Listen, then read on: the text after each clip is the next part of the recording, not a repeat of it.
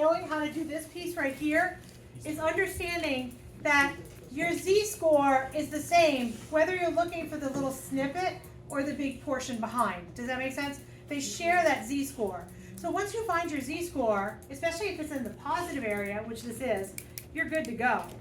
Okay, so you can't find 0.2981 on that chart because it starts at 0.5 and it goes all the way up to 0.99 and change, right? So I can't find 0.2 whatever, so what am I going to have to do to figure out the one I need to find? Subtract that from 1. Does that make sense? That gives you the percent behind, which is what this chart will do for me. So what is 1 minus that number? 0.7019. Okay. It is 0.7019 located in there. Very nice of them, right? Yeah. So 0.7019 is located at what z-score? 0.53. 0.53. So is 0.53 okay, even though it's the front end, that little tail end? It is, because they share that z-score. So the answer you got is 0.53. What would make it different is if it was over here and you were looking for this, then you would have a positive 0.53, you would have to put a negative in front, like we did just a second. Okay, what do you guys think so far? Things to remember also, when we're talking about this, again, this is perfect world because my mean would be 0, 1, it would be a 1 and a negative 1 and a 2 and a negative 2. We would love that to happen. However, we'd have to have millions of charts for that to be able to happen. So we have this thing that is able to change any set of data that's normal into the proper z-scores that we were looking for, okay? And the formula is x minus the mean divided by the standard deviation. When I give you a basic normal, I will tell you x is such that it is a normal, and I would give you the mean, and I would give you the variance. I'm going to write the word variance, but it's the standard deviation squared. So if I present something to you, or I tell you it's normally distributed, this is the character that it takes on. X is such that you have a normal, given the mean, and then given the variance. What relationship does the variance have to the standard deviation? It's the square root, right. So if I'm looking for the standard deviation, which is also this symbol right here, it's the square root of the variance, which is this thing, the square root of that thing, okay? I just want you to remember that for this next piece. There are 4 worksheets on the homework thing. This is one of the worksheets. It's done. We've completed it. So you don't even have to worry about this worksheet. The next worksheet, it wasn't bad, right? So the next worksheet is this type 1. So this next worksheet is type 1. The ones that we are going to be able to do at the end of the day when you walk away from me today is red. The red ones are the ones we should be able to kind of pull together. There are green, and then there are also some blues. Yes, you can do them. It's just a little bit more thinking that I wouldn't have gotten to you. The reason why I'm telling you this is because tomorrow we won't be together because you guys have some testing and I have a homeroom. So you'll have time to start to work on the red, okay? Okay, we're going to start with the first problem. So this is a very basic problem that they might present to you on an ACE exam. It's telling you, it's given that x is such that it's a normal, it's normally distributed. What is 31.4 representing here in this little thing? It's telling you the mean. And what is 3.6 telling me? The variance, right? Very good. Find the probability that the randomly chosen value of x is less than 29.4. For you to be able to attack this problem, step 1, draw a rough sketch of what they're making you look for. Draw a normal curve, write your mean down, tell me what you're looking for, whether you're shading to the left or the right of it. So I'd like you to do that first to make sure we're all cool with that. Ian, again, if you don't mind. 31.4. That's my 0. Think about it as your 0. That's my starting point, right? They want me to find the probability that x is less than 29.4. The probability that x is less than 29.4 is what they want me to find. Where is 29.4 located in relationship to 31.4? It's to the left, right? So I don't really care that I'm perfect. 29.4. And where's my shading? Yes, Oh, to the left. to the left of it, okay? Are we okay so far? On my chart, is there a 31.4 for a z-score? Is there a 29.4 for a z-score? No, unfortunately not.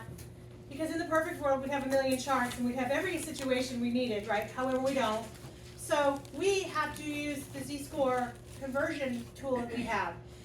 Things to know, that conversion tool is not on your bright colored sheet of paper. It has to be here, okay? The thing that you're looking for it to be less than or greater than is always your x. Your mean is your mean, and your standard deviation is always the square root of the variance. So we have to set this little thing up to find the z-score that's correlating here.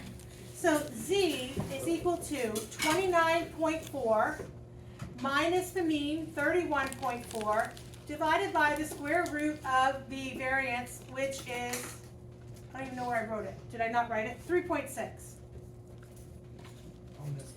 Okay, I'd love you to take that, plug in your calculator, and give me a z-score that's corresponding. 0.054.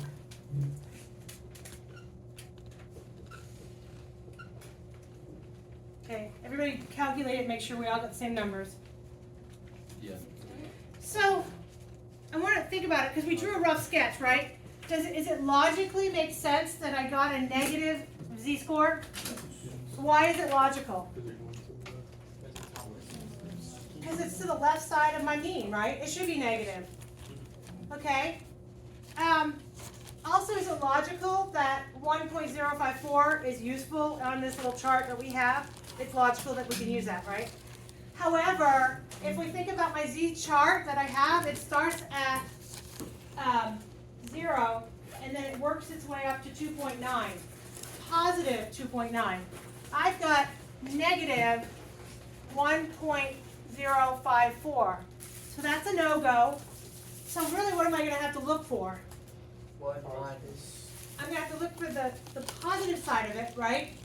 I'm going to do its correlation of the positive side, which is going to give me the big chunk. I don't want the big chunk, and like Landon just said, what am I going to do with my final answer? Subtract it from 1. Does that make sense? So go ahead and find 1.054. I don't think we've talked about that. I want you to go to 1.0 on your little z chart. I'm able to find the 5 along the top. Then I go to the add section. I come down and have a 9. So what is the full 4-digit percentage? 0.8. 5.4. Wait, what? Wait, 0.8531 That's it. is without the 9 added. 0.8531 is without the 9 added. Yes. And I added 9 to the bottom and the back end of it. Okay, I was 0.854. got it. So 0.854 is the percentage from positive 1.054 back. But remember, I'm looking for the little snippet, not that big percentage. So I have to do 1 minus that. 0.146. 0.1, thank you. And that is the percentage of the probability of that x is less than 29.4. Are we cool? Yes. When you're writing the answer, does it matter if you do it in decimal or like percentage? Either or, I'll take both. I'll take both. Did you put 14.6%? That's good. All right, are we cool? Are we getting it? It's not bad, right? So again, in the perfect world, we'd have a million charts that allowed us to figure that out. However, we don't. So we have to convert using this conversion, z-score conversion, every time. If it's not in the form of 0, 1, 2, 3, negative 1, negative 2, negative 3. Okay, so let me give you the next one to try. Again, the key to getting these right is draw. Draw just a rough sketch. So we're going to read this one and try to draw it out. The weights of apples are sold by a store can be modeled by a normal distribution. So draw a little normal chart. And then it actually gives me the mean and the standard deviation. you're gonna wanna put it into this thing here. You're gonna wanna rewrite it with that, in that format. X is such that it's a normal, and then you have, what is your mean? And remember, it's your variance that you would put in there, not your standard deviation. Gonna give you, an idea to make life easier. So my mean is 120, and then it tells me my standard deviation. I'm gonna put 24 squared here. I'm not gonna actually put it in my calculator and give myself an answer, because this is my variance. I can look at that automatically and know my standard deviation is 24. I don't have to really kind of convert back and forth. All right, is everybody cool with that so far? Yes, yeah? Okay, so in my normal world here, my mean right down the middle is 120. That's the first thing I draw. And then it says apples weighed less than 90 are graded as small. So 90 is over here. This is a small apple, right? And then it continues to say apples weighing more than 140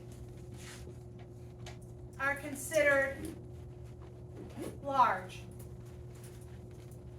And then everything else is called medium apple.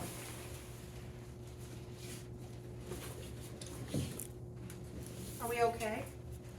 In the perfect world, we'd have a chart that had 90, 20, 120, and 140 on it. However, it doesn't. So we're going to have to figure out what our z-scores are corresponding there. And it says, what is the probability that an apple chosen at random is graded as a medium? Oh wait, show that the probability is this. They want you to actually, they give you the answer, they want you to get there. Okay? So what are they trying to make me find here? If I shade, The z-score. the z-scores at work, but do you agree that we're trying to find the probability that Oh, yeah. our apple falls in here? Does that make sense? So the steps to being accomplishing this goal: convert these to z-scores. Okay, once I convert them to z-scores, then I'm going to find the probability from here all the way back. But what do I need to get rid of? I need to get rid of this little snippet. It's going to be a negative. Can't have it. Convert it to a positive, which gives me the big guy. And I do 1 minus that to get the snippet and then subtract. So give it a whirl, see how you do, and then I'll step up and we'll do it together. Are you good? It's a lot of work, but I have faith.